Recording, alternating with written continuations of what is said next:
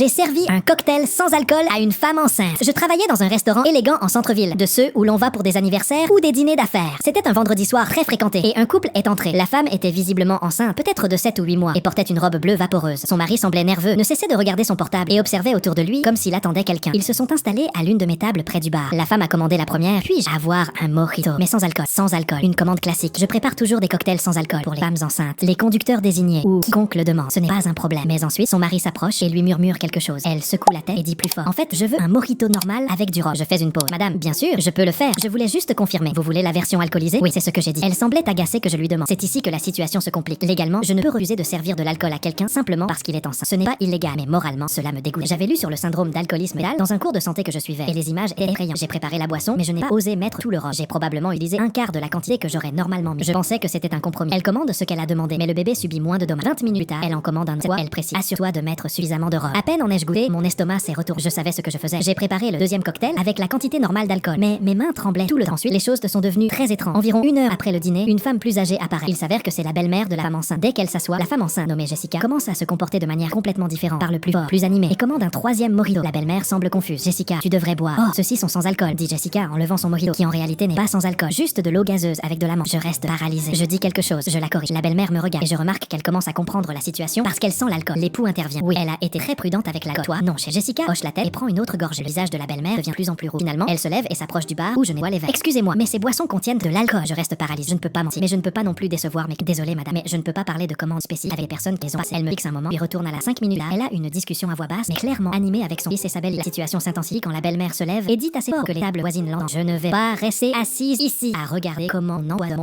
Jessica commence à pleurer. Le mari essaie de calmer tout le monde et je fais semblant d'être très occupée à nettoyer des bouteilles. Les autres clients commencent à mixer du regard. La belle-mère sort furieuse. Le mari jette de l'argent sur la table et il part rapidement avec Jessica, encore en pleurs et murmurant que sa mère ruine toujours tout. Mais voici la surprise. Environ 1 semaine plus tard, le mari revient seul, s'assoit au bar et commande une bière. Après quelques minutes, il dit: je dois te raconter quelque chose de la semaine dernière. Il s'avère que Jessica n'était pas réellement enceinte. Elle avait fait semblant 3 mois pour tenter de sauver son mariage après qu'il l'ait découvert en train de le tromper. Elle portait un de ces faux ventres de grossesse qu'on peut acheter sur internet. Tout s'effondrait et elle prévoyait de simuler une fausse couche. La belle-mère soupçonnait depuis des semaines car Jessica continuait à faire des choses que les femmes enceintes ne devaient pas, comme manger des sushis ou fromage. L'affaire de l'alcool a été la goutte d'eau qui a confirmé ses soupçons. Elle tout avoué après le départ de sa. Elle m'a dit qu'elle pensait que si nous avions un bébé, je ne divorcerais pas d'elle. Elle ne s'attendait pas à ce que sa mère s'implique autant. Je suis restée là, bouche bée. Toute cette culpabilité que j'avais ressentie pour avoir servi de l'alcool à une femme enceinte. Et il n'y avait aucune grossesse.